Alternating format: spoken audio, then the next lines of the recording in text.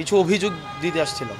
অভিযোগটা মানে কোনো সেক্টর ওয়ারি? না, এগুলা হচ্ছে এখনো পর্যন্ত কনফিডেন্সিয়াল, তো এগুলা জানা যাবে, মিডিয়াতে আসবে। অভিযোগ কি কোনো ব্যক্তি নিয়ে নাকি দুদকের বিরুদ্ধে সরাসরি? দেখা যাক না এগুলো প্রতিষ্ঠান, মানে বললাম তো কনফিডেন্সিয়াল। আমি যদি বলি তাহলে এটা আবার তাহলে তো আবার ওই মানুষগুলো হচ্ছে তাদের জায়গা থেকে মানুষ সচেতন হয়ে যাবে, তৎপর হয়ে যাবে। মানুষ না বলেন, ব্যক্তি নাকি দুদকের বিরুদ্ধে আপনাদের অভিযোগ? না, দুদকের বিরুদ্ধে না। আচ্ছা ভাই, পট পরিবর্তনের পরে দুদকের কার্যক্রম নিয়ে এই কমিশন আশা করে আপনাকে সন্তুষ্ট বা যেভাবে তারা কাজ করে? আমি ওইভাবে অ্যানালিসিস করিনি। আজকে আমি আসছি দ্বিতীয়বারের মতো।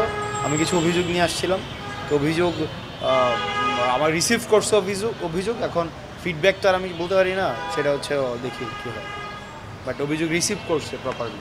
পরবর্তীতে কি চেয়ারম্যানের সঙ্গে কথা হয়েছে, দিয়েছেন? মানে আমরা লিখিত দিয়ে আসছি, চেয়ারম্যানের কাছে লিখিত দিয়ে আসছে। মানে দিয়ে আসছে। এখন উনি কার্যক্রম এখন কেমন চলছে যদি একটু জাস্ট শর্ট করে বলুন। না, আমি ওভাবে মানে আমি জানি না।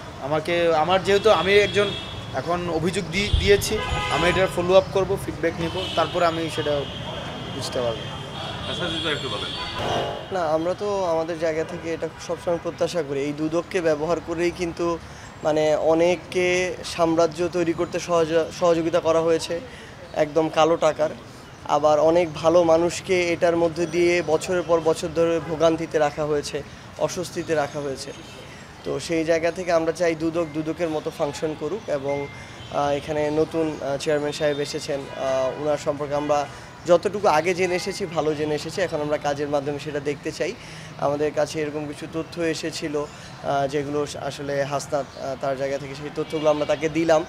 কারণ এটা খুব স্বাভাবিকভাবেই আমাদের কাছে যদি এমন কোনো তথ্য আসে যে তথ্যগুলো আমাদের মানে কিছু মানুষ আবার হচ্ছে তাদের জায়গা থেকে বেশ কিছু করে আমাদের জায়গা থেকে কোনো মানুষকে বিব্রতকর পরিস্থিতিতে ফেলতে চায়, ভালো মানুষগুলোকে আবার অস্বস্তিতে ফেলতে চায়, কিংবা খারাপ মানুষগুলো পার পেয়ে যেতে চায়, এইগুলো তো আমরা আর চাই না। সেই জায়গা থেকে আমাদের কাছে কিছু তথ্য ছিল, আমরা এগুলো দিয়েছি। আমরা সেই ফলো আপগুলো এখান থেকে নিব।